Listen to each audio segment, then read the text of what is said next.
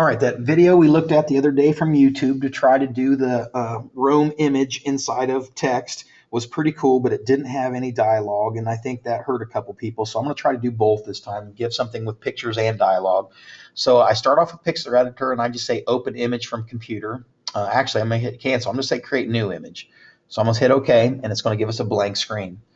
So from a blank screen, we just go over here and we pick our Pour Paint tool. It's already on black, or usually should be, and we just click on it and it's black.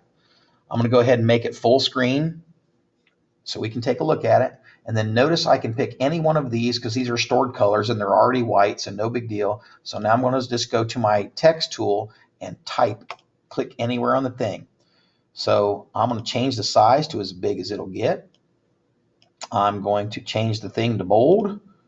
And who knows, maybe I'm going to change this to Arial for a minute. We'll see what that looks like. And now I'm going to start typing. I make sure my caps lock is on. And I'm going to type Vatican. Okay.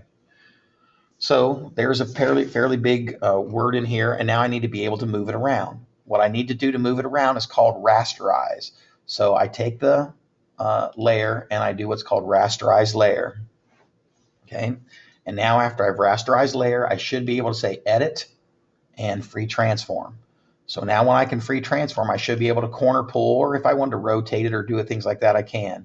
So I want to make sure I leave myself a little bit of space on the edge because I'm going to do something different, and I may make it a little taller.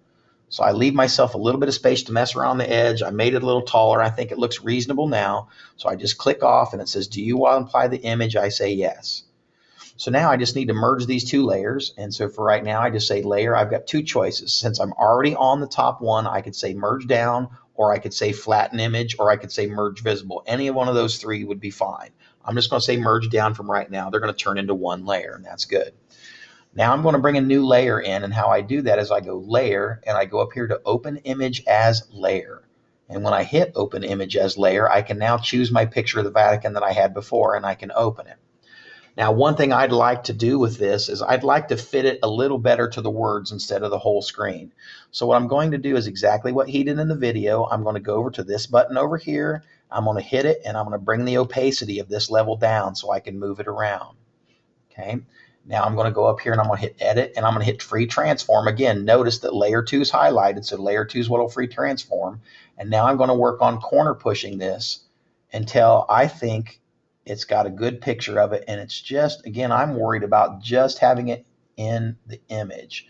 So I'm not worried about it taking the whole screen up. I'm going to look on corner pushing. I don't want it to be too compact. I see how it's widening on both sides. And I want to get all of it in, so I actually may shrink it down a little bit and see what looks good. So again, I want to get a lot of it in, so I'm going to shrink it down so I just pay attention to what's going to be where the cutout is. And now that I do that, now I'm ready to do some cutting on it. So I go back to this layer. I can go ahead and turn this thing off just by hitting this button over here again. Do you want to apply the changes? Yes. And so now again, I can hit this button over here and I can just turn that off so it's out of the way. So I've got layer 2 and I've got layer 1. If I want to turn layer 2 off, I can just see that that's what's going on right now. And I'm just turning layer 2 on and off for a moment. It's still blended. Okay, it's still got some opacity on it, but I don't have to do that, but I still have given it some opacity. Right now I've got this opacity is 100, this one's 52. I can bring this one all the way up, no big deal.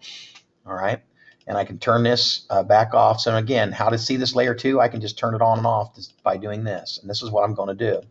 So for right now, I'm going to leave layer 2 off for a moment, and I'm going to go click on background. From background, I'm going to choose magic wand and I'm going to click, and it should outline all your words in some sort of dotted lines. Now I'm going to erase the other layer. So I've got to click on the other layer and I'm going to go ahead and go see it again. And you can see that the other layer actually has outlined words in it. So now I'm going to pick an eraser from over here, choose my eraser tool, go up and make my brush really, really big. I'm going to click on the 50 and instead change it to 200. Then I'm just going to click on the screen somewhere. And as you can see, without too much problem, I should be able to erase everything that's the picture of the Vatican except for what's in the letters. That's kind of cool. I've got two problem places, the middle of the two A's I need to take care of. So all I do is, again, I'm going to turn off the layer for a minute so I can see it, and I'm going to go back to the background layer. When I go back to the background layer, I click on the wand and I click in the middle of my A. So I'll pick one of them to start off with. So I just repeat the process. I go back to layer 2, I click on it so I can see it. I grab a big eraser. I erase the middle of the A. I go back and do the same thing again. I'll click this layer off. I'll go back on background again. You got to edit the one you're on. I'll choose wand again. I'll choose the middle of this A this time. Now I want to move on layer 2, so I'll click on layer 2. I'll click on the image to see it.